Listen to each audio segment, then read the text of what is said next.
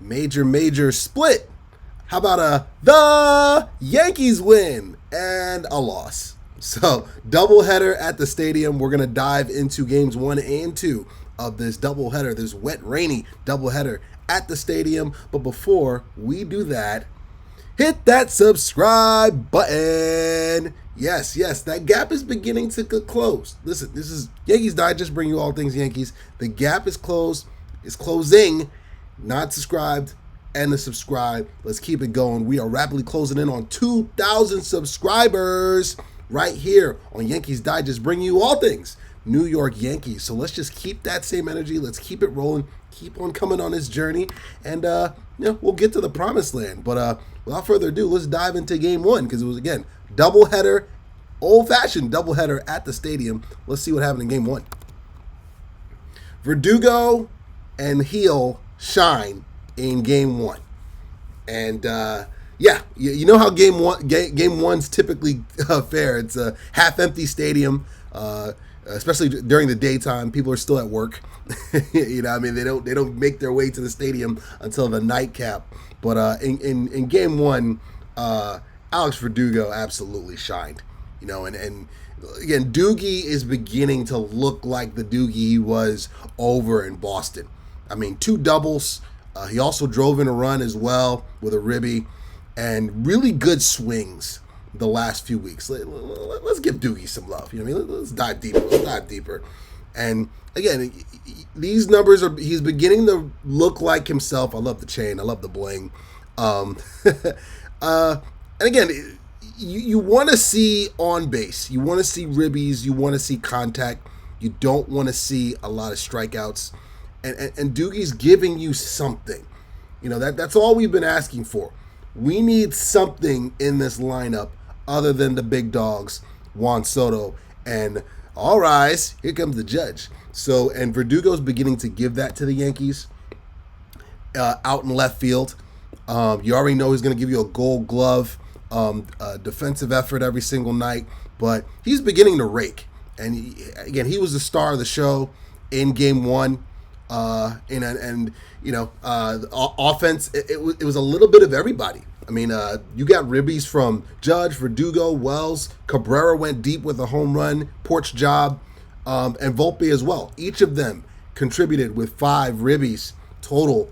And again, it was just a nice team effort offensively, spread out throughout the box score. So that's what you need against a bad team like the Angels that aren't going to the playoffs. You need everybody to get in on the fun, and that's definitely what took place. But aside from that, Luis Gil, we're gonna give a slow clap for Luis Gil, who again continues to figure it out. This was a grind, all right, capital G, RIND, just big grind energy.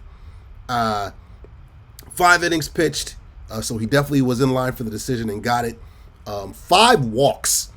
And again, walks have been a problem for him throughout his career, his young career in pinstripes. In the past few starts, he's gotten a lot better at mitigating those walks. But 5 tonight, in the early day game, but the 6 strikeouts and only 2 hits allowed, 0. Big donut in the earned run column. He shut down the Angels. The Angels, they had a lot of traffic, a lot of base runners, a lot of guys on base, left on base, because he just hunkered down. He used all his pitches, man. He used his fastball, his dominant fastball. That's his calling card. But he used that slider. He used that power changeup, and he was able to navigate a really bad Angels lineup, man. Let's not sugarcoat things. The Angels aren't running out there with the rally monkey back in the mid-2000s when they won the championship. The Angels are not good right now. Mike Trout, he's out for the year. Shohei Ohtani's over in the other Los Angeles team. And, I think Rondon is their best, Carlos Rodon. He's their best player offensively. So again, this game 1 was a nice, clean effort from everybody. But Luis Gil and Verdugo, they definitely set the tone and carried the Yankees to that game 1 win. And the only damage really was in relief with a guy named Zach Neto. That's a little foreshadowing. That's a little foreshadowing to Zach Neto, who really was the story in game 2, and let's just jump right to it. Yeah, it was the Zach Neto show. It was the Zach Neto show in game 2. The Yankees had absolutely no answer for this guy. And we'll get to Will Warren, who was just fed to the wolves. Lord have mercy.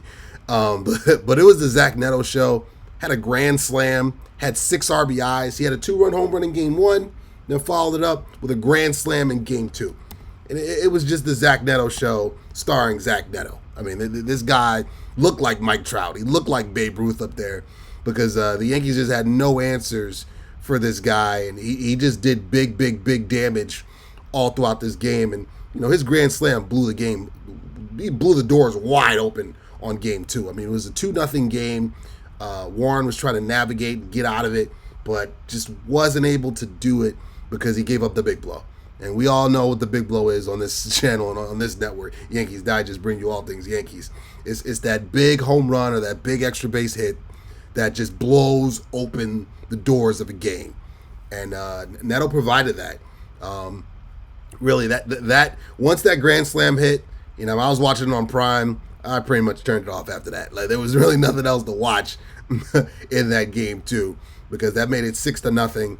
And again, that was pretty much the beginning of the end right there. And big reason why the Yankees ended up with a split. But I foreshadowed it, and let's just keep the same energy with this guy here. Whew! Will Warren. You guys remember Rocky? Which one was it? I think it was Rocky 4. Yeah, Rocky 4 with Ivan Drago. If he dies, he dies.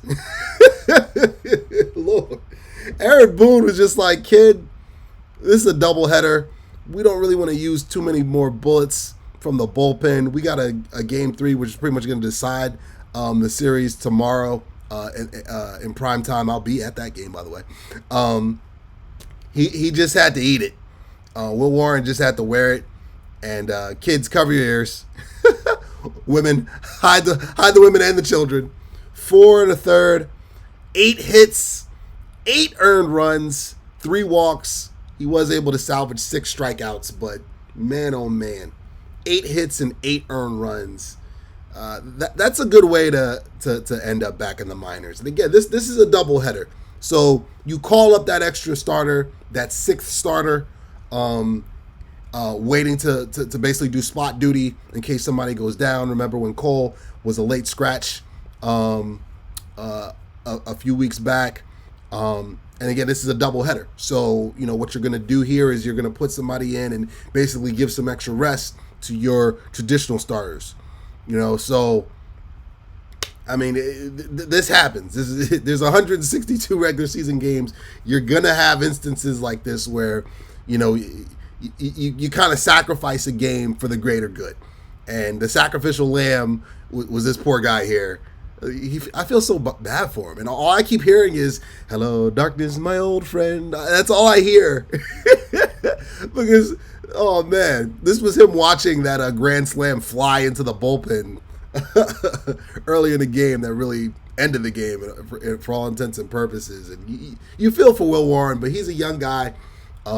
He's got a bright future, hopefully. This won't be the end for him. I mean, he pitched really well in his first spot duty game a few games back. And, you just, I believe against the Phillies, you just hope that he's able to, wear it on the chin and just, bounce back, because this is, he got lit up. He got lit up by a bad team. Like, again, I can't say this enough. The Angels are not going anywhere. The Angels are headed to a losing season. They are not in playoff contention whatsoever. But, again, when you got guys like Zach Neto looking like the second coming of Shohei Ohtani, you're going to have these type of nights, But it's a split. The Yankees, they can take solace in that, knowing that they took care of business at least in game 1. Drop the second game, but have a chance to win another series. You win 2 out of 3 consistently throughout the season, chances are you're going to have 95 to 100 wins, and you're going to win your division. So, golden opportunity tomorrow. take care of business, win the series, take 2 out of 3 from a bad Angels team.